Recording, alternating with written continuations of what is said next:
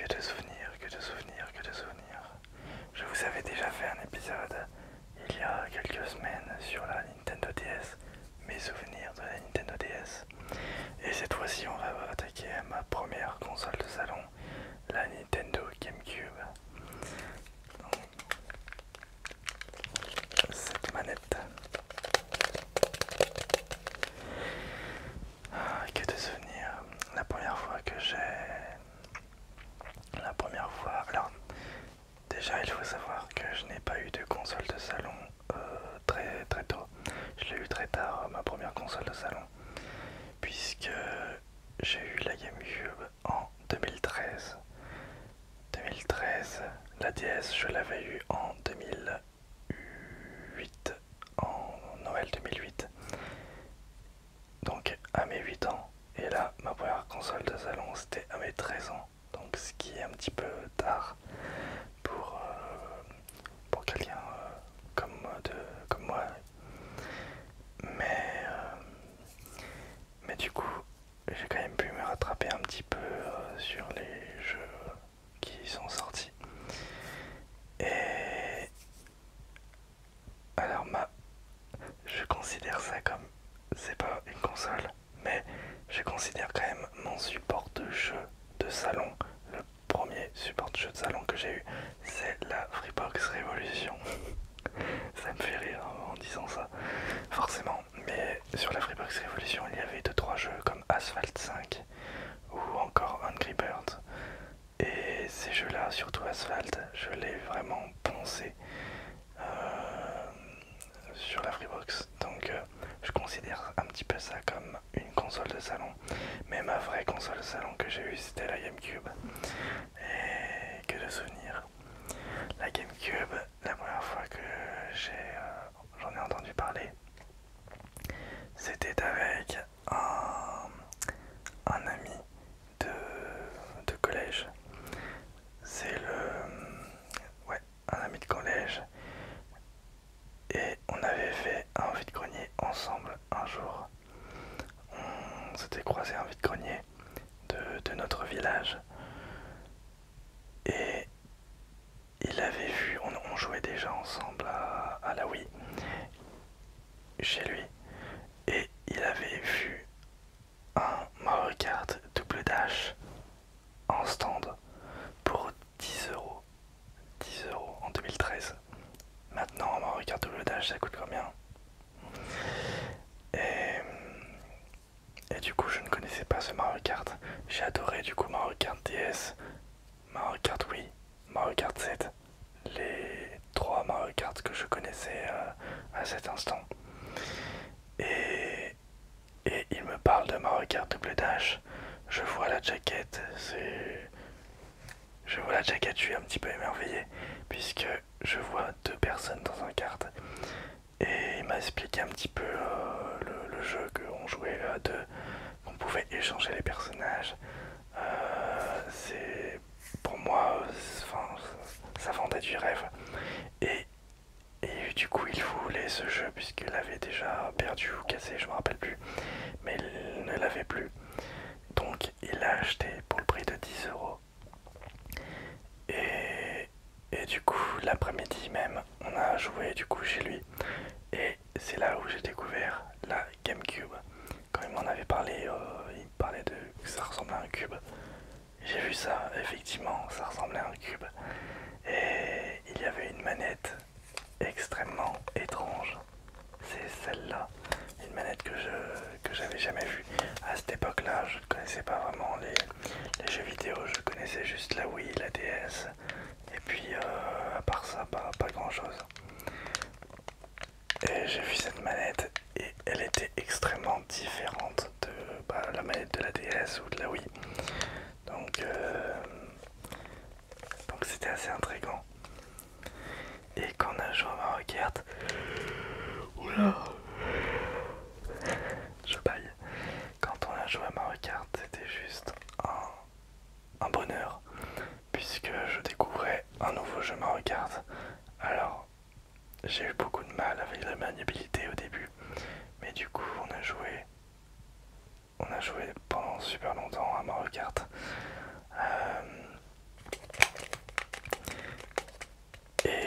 m'a fait découvrir du coup la GameCube avec les autres jeux de GameCube.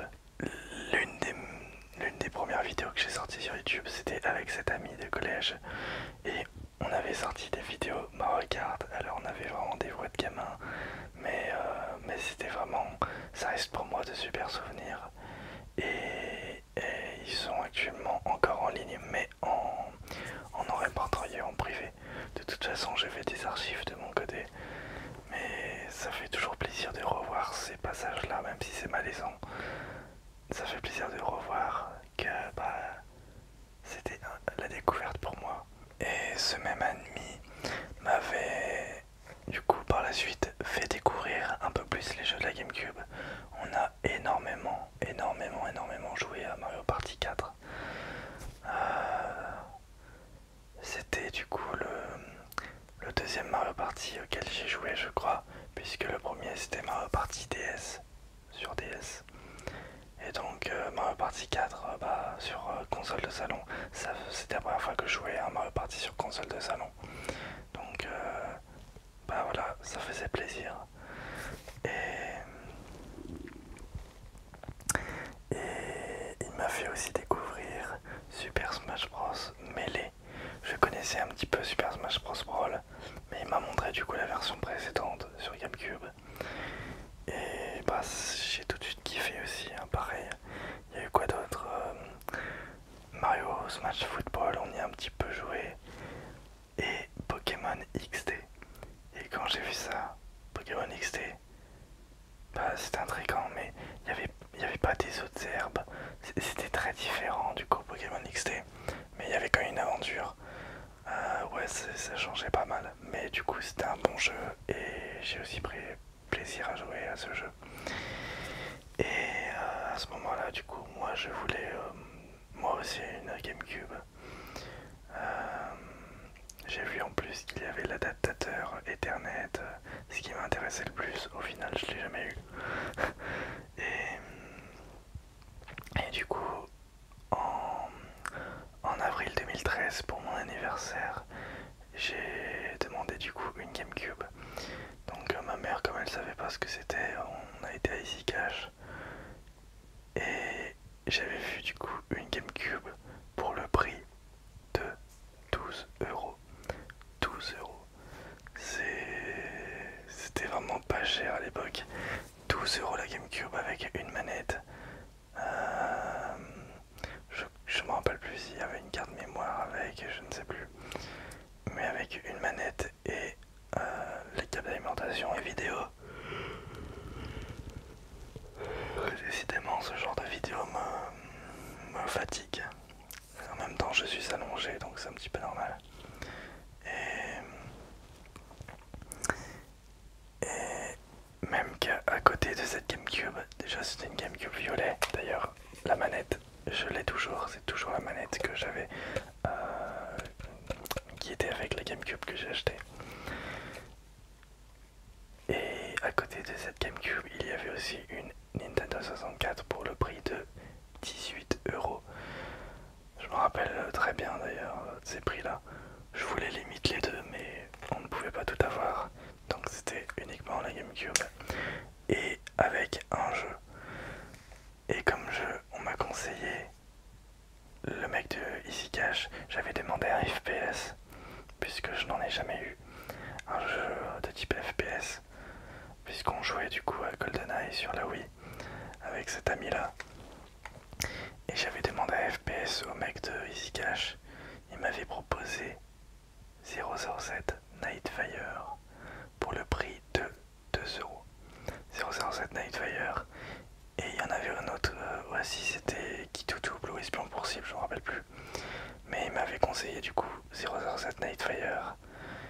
Et effectivement, ça n'a pas loupé. J'ai vraiment kiffé ce jeu. Ça m'a mis vraiment dans l'univers James Bond. C'est un petit peu aussi comme ça que j'ai découvert la licence, que je me suis attaché à la saga James Bond. Et donc avec ce jeu là, voilà, c'était un régal tout simplement. Je découvrais le jeu sur console de salon. Oh là là, et puis la musique.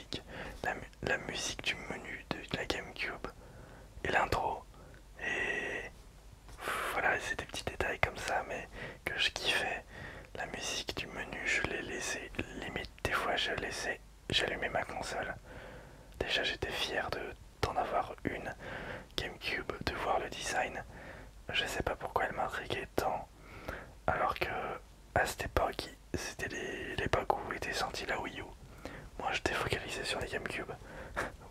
Ne vous demandez pas pourquoi.